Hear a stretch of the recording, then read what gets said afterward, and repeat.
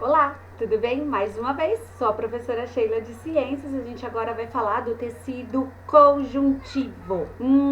É o tecido mais abundante do corpo humano, tá? A gente vai estudar aí, ele está na página 19 da sua apostila, ó, página 19, tá? Tecido conjuntivo.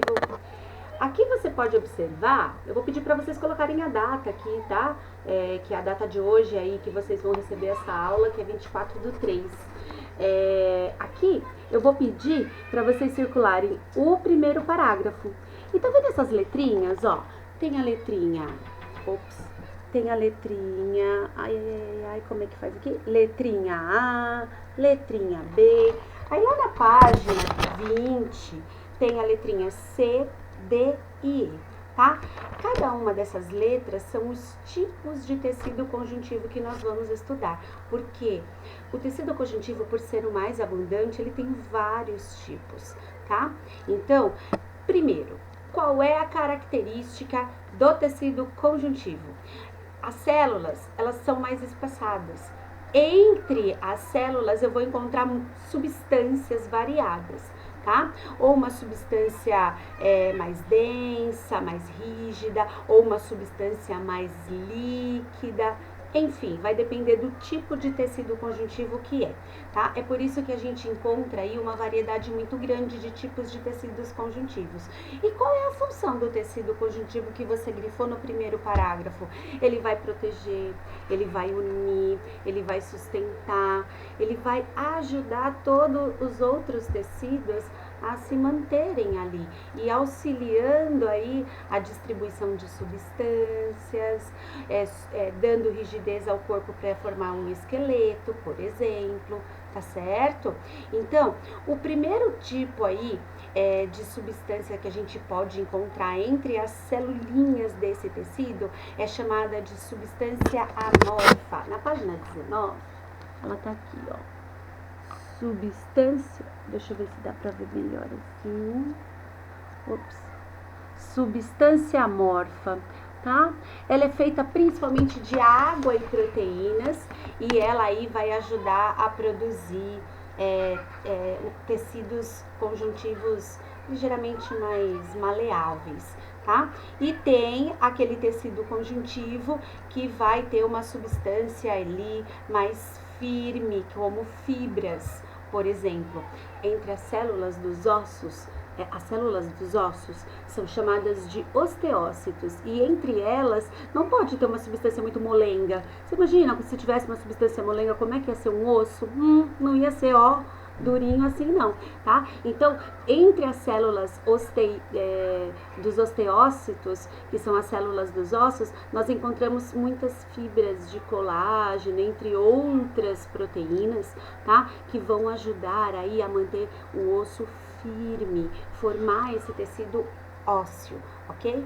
Então, vamos agora aos tipos de tecido conjuntivo. O primeiro tipo é tecido conjuntivo propriamente dito. O outro é o tecido adiposo que a gente vai falar.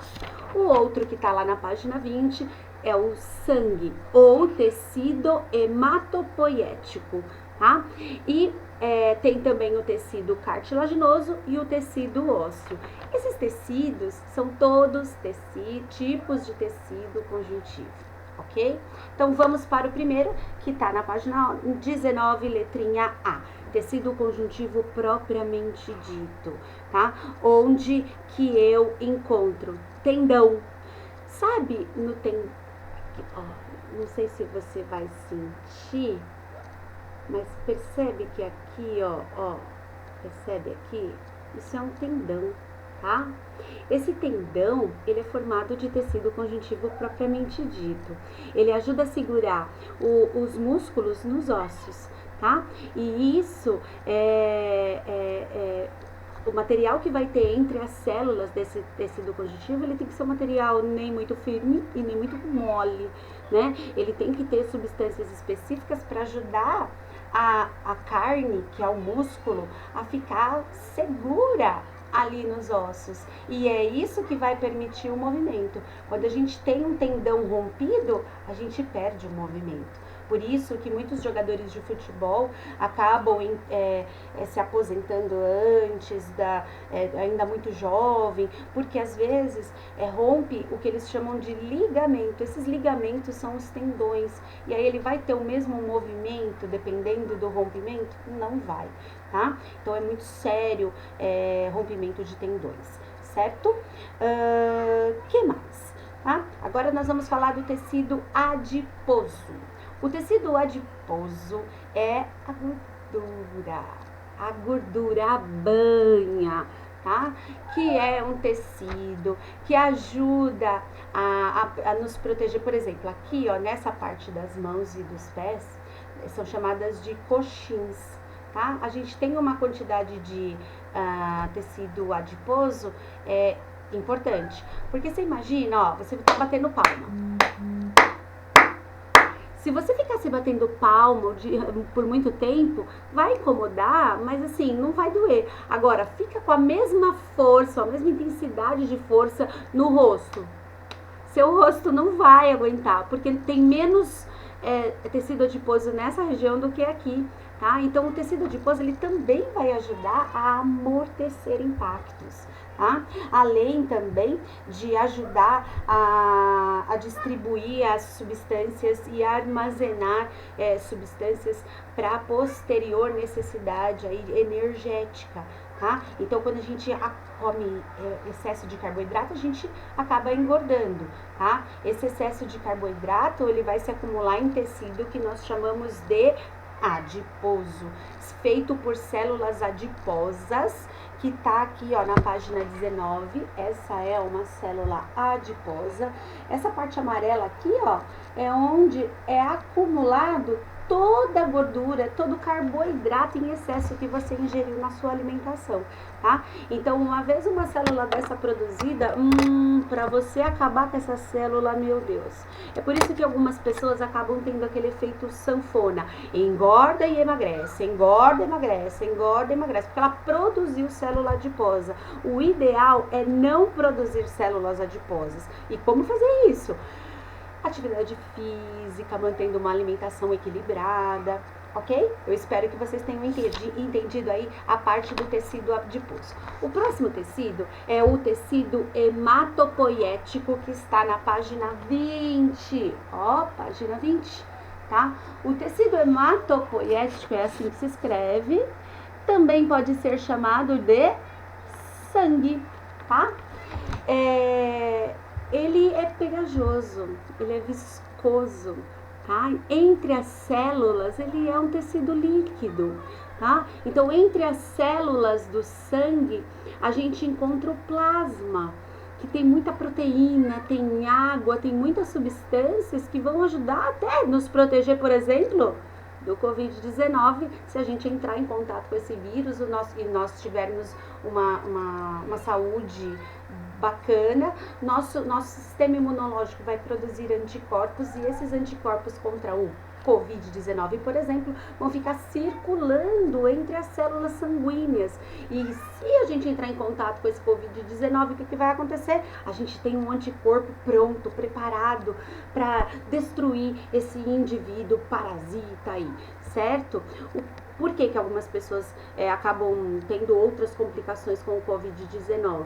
Porque a saúde está mais debilitada, ou ela tem outras doenças já pré-existentes, tá? Então, isso dificulta essa produção de anticorpos para eliminar esse vírus aí.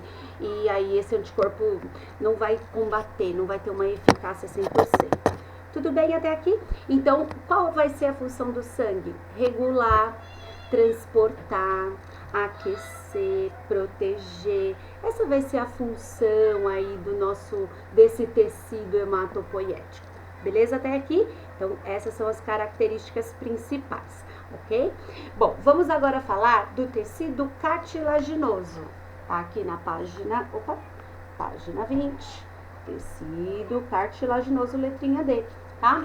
O tecido cartilaginoso, quando a gente fala em cartilagem, a gente já pensa na orelha, né? Isso aqui é cartilagem. A pontinha do nosso nariz, ai, não olha pro meu nariz, ele é muito feio.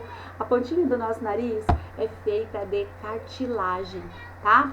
Nas extremidades, nas pontas dos ossos, imagina aqui, ó, nós temos 2 ossos aqui, tá? Nós temos o osso ulna e o osso rádio, tá?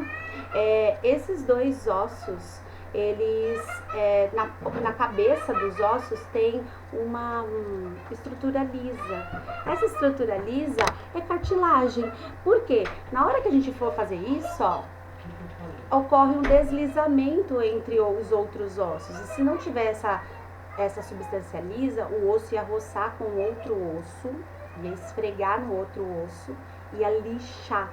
E aí iria haver um desgaste dos ossos, provocando muita dor. Esse tipo de doença existe, tá?